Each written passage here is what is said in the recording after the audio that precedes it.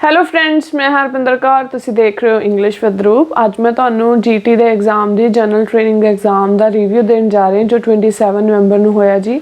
ਜੋ ਲਿਸਨਿੰਗ ਸੀਗੀ ਉਹ ਈਜ਼ੀ ਸੀ, ਜੋ ਰੀਡਿੰਗ ਦਾ ਲੈਵਲ ਸੀ ਉਹ ਈਜ਼ੀ ਟੂ ਮੋਡਰੇਟ ਆਇਆ। ਜੋ ਟਾਸਕ 1 ਦੀ ਸਟੇਟਮੈਂਟ ਆਈ ਆ ਉਹ ਸੀਗਾ ਜੀ ਕੋਈ ਐਡਵਰਟੀਜ਼ਮੈਂਟ ਤੁਸੀਂ ਦੇਖੀ ਆ ਜਿਸ 'ਚ ਤੁਸੀਂ ਓਲਡ ਪੀਪਲ ਦੀ ਹੈਲਪ ਕਰਨਾ ਚਾਹੁੰਦੇ ਹੋ, ਠੀਕ ਹੈ। ਇਹ ਲੈਟਰ ਆਇਆ।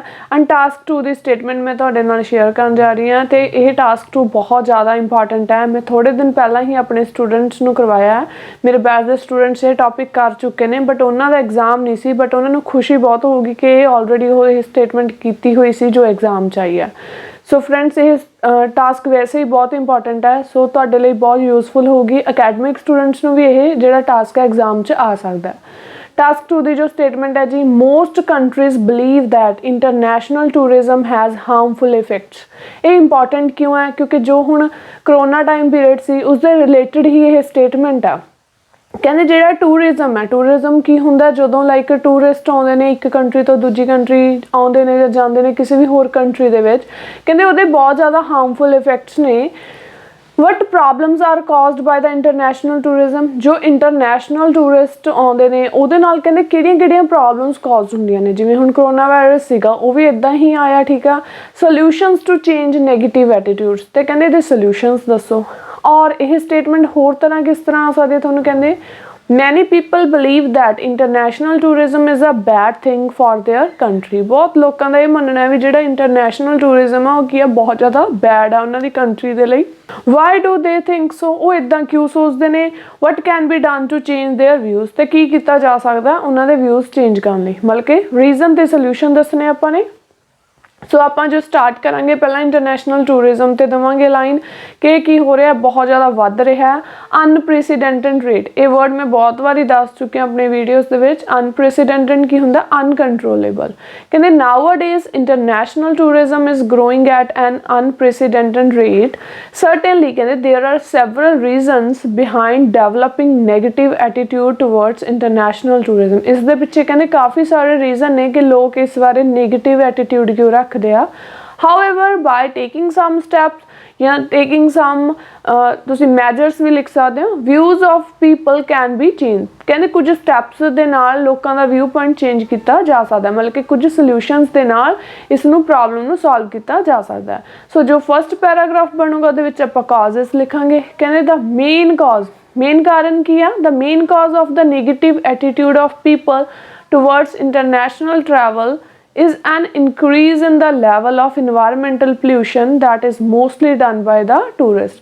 ਕਹਿੰਦੇ ਉਹ ਨੈਗੇਟਿਵ ਐਟੀਟਿਊਡ ਕਿਉਂ ਰੱਖਦੇ ਆ? ਕਿਉਂਕਿ ਜਿਹੜੇ ਇੰਟਰਨੈਸ਼ਨਲ ਟੂਰਿਸਟ ਹੁੰਦੇ ਆ ਕਹਿੰਦੇ ਉਹ ਜਦੋਂ ਆਉਂਦੇ ਨੇ ਤਾਂ ਜਿਹੜਾ ਇਨਵਾਇਰਮੈਂਟਲ ਪੋਲਿਊਸ਼ਨ ਆ ਉਹ ਕੀ ਹੋ ਜਾਂਦਾ? ਉਹਨਾਂ ਦੇ ਟਰੈਵਲ ਦੇ ਨਾਲ ਕਹਿੰਦੇ ਕੀ ਹੁੰਦਾ? ਇਨਕਰੀਜ਼ ਹੋ ਜਾਂਦਾ। Local environment can be severely ਹੁੰਦਾ ਬਹੁਤ ਬੁਰੀ ਤਰ੍ਹਾਂ polluted when the number of tourist increases. ਜਦੋਂ ਕਹਿੰਦੇ ਟੂਰਿਸਟ ਇਨਕਰੀਜ਼ ਹੁੰਦੇ ਆ ਤਾਂ ਪੋਲਿਊਟ ਬਹੁਤ ਬੁਰੀ ਤਰ੍ਹਾਂ ਹੋ ਜਾਂਦਾ environment. contributing to air or soil pollution, air ਔਰ ਸੋਇਲ ਪੋਲਿਊਸ਼ਨ ਵੱਧਦਾ। ਐਗਜ਼ਾਮਪਲ ਦੇ ਸਕਦੇ ਹੋ ਲਾਈਕ ਉਹ ਟਰੈਵਲ ਕਰਦੇ ਨੇ, ਠੀਕ ਆ, ਤਾਂ ਜ਼ਿਆਦਾ ਕੀ ਹੁੰਦਾ? 에ਅਰ ਪੋਲਿਊਸ਼ਨ ਹੁੰਦਾ, ਠੀਕ ਆ। ਕੰਜੈਸ਼ਨ ਵੀ ਆਪਾਂ ਕਹਿ ਸਕਦੇ ਹਾਂ। ਕਹਿੰਦੇ this is because they throw rubbish into surroundings irresponsibly. ਅਤੇ ਕਿਉਂ ਹੁੰਦਾ ਕਹਿੰਦੇ ਇੱਦਾਂ? ਕਿਉਂਕਿ ਉਹ ਜਿਹੜਾ ਥਰੋ ਕਰਦੇ ਆ ਰਬਿਸ਼, ਕੂੜਾ ਕਰਕਟ ਕਹਿੰਦੇ ਉਹ ਇਰਰਿਸਪੋਂਸੀਬਲੀ ਥਰੋ ਕਰ ਦਿੰਦੇ ਆ।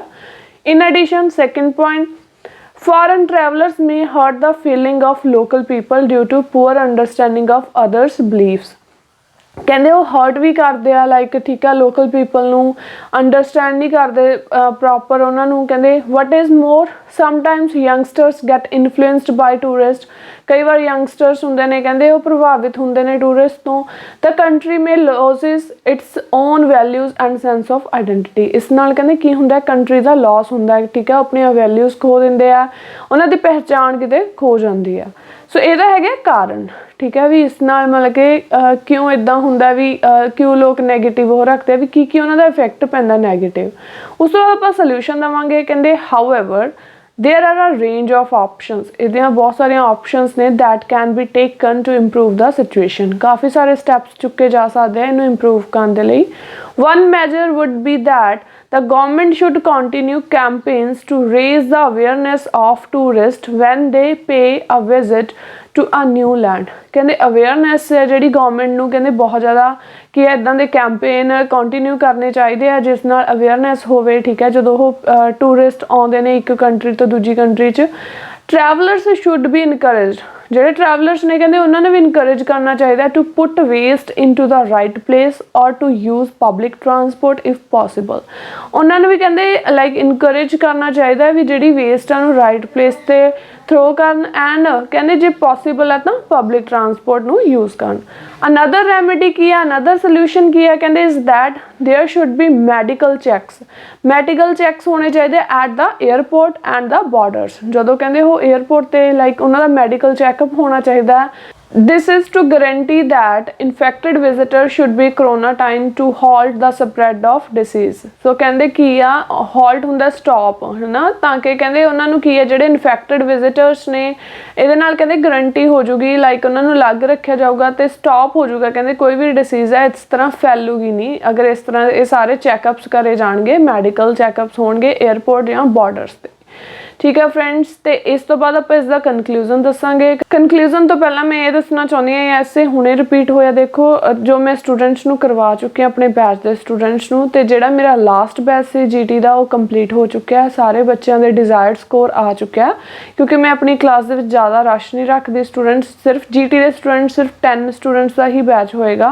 ठीक है, तो वो जिहड़े टाइमिंग हुंदी है GT के स्टूडेंट्स की वो अर्ली मॉर्निंग ते ईवनिंग की हुंदी है। तो क्योंकि जिहड़े बच्चे मोस्टली जॉब्स वाले होंगे आ जां मेरे कोल जिहड़े स्टूडेंट्स ने फॉरन तो ने कैनेडा तो ने, ठीक है जी, तो तुसी भी मेरी क्लास है जिहड़ी ऑनलाइन ज्वाइन कर सकते हो क्योंकि तुहानूं जिन्ना भी ਜਿਹੜੇ ਸਕੋਰ ਹੈ ਤੁਹਾਡਾ ਡਿਜ਼ਾਇਰਡ ਰਿਜ਼ਲਟ ਆ ਉਹ ਤੁਹਾਨੂੰ ਮਿਲੇਗਾ ਕਿਉਂਕਿ GT ਦੇ ਸਟੂਡੈਂਟਸ ਦਾ ਜਿਹੜਾ ਸਕੋਰ ਹੁੰਦਾ 777 ਦੀ ਰਿਕੁਆਇਰਮੈਂਟ ਹੁੰਦੀ ਹੈ, ਇਸੇ ਲਈ ਬੈਚ ਦੇ ਵਿੱਚ ਥੋੜੇ ਸਟੂਡੈਂਟ ਰੱਖੇ ਜਾਂਦੇ ਆ। ਠੀਕ ਹੈ ਫਰੈਂਡਸ, ਹੁਣ ਆਪਾਂ ਦੇਖਦੇ ਹਾਂ ਜੀ ਇਹਦਾ ਕਨਕਲੂਜਨ ਆਪਾਂ ਕੀ ਲਿਖ ਸਕਦੇ ਹਾਂ। ਕਹਿੰਦੇ in conclusion negative feelings about global tourism still are common in society. ਜਿਹੜੀ ਨੈਗੇਟਿਵ ਫੀਲਿੰਗਸ ਨੇ ਕਹਿੰਦੇ ਟੂਰਿਜ਼ਮ ਨੂੰ ਲੈ ਕੇ, ਗਲੋਬਲ ਟੂਰਿਜ਼ਮ ਨੂੰ ਲੈ ਕੇ ਹਲੇ ਵੀ ਕਹਿੰਦੇ ਕੀ ਨੇ, ਕਾਮਨ ਨੇ। However this can be resolved ਬਾय taking the above suggestion. ਤੇ ਇਹਨੂੰ ਸੋਲਵ ਕੀਤਾ ਜਾ ਸਕਦਾ ਉੱਪਰ ਦਿੱਤੇ ਹੋਏ ਸੁਜੈਸ਼ਨ ਨੂੰ ਫੋਲੋ ਕਰਕੇ। ਠੀਕ ਹੈ ਫਰੈਂਡਸ, ਜੇ ਤੁਹਾਨੂੰ ਮੇਰੀ ਅੱਜ ਦੀ ਕਲਾਸ ਵਧੀਆ ਲੱਗੀ ਲਾਈਕ ਤੇ ਕਮੈਂਟ ਕਰਕੇ ਜ਼ਰੂਰ ਦੱਸਿਓ। ਮਿਲਦੇ ਹਾਂ ਜੀ ਨਵੀਂ ਵੀਡੀਓ ਦੇ ਨਾਲ। Bye bye, take care.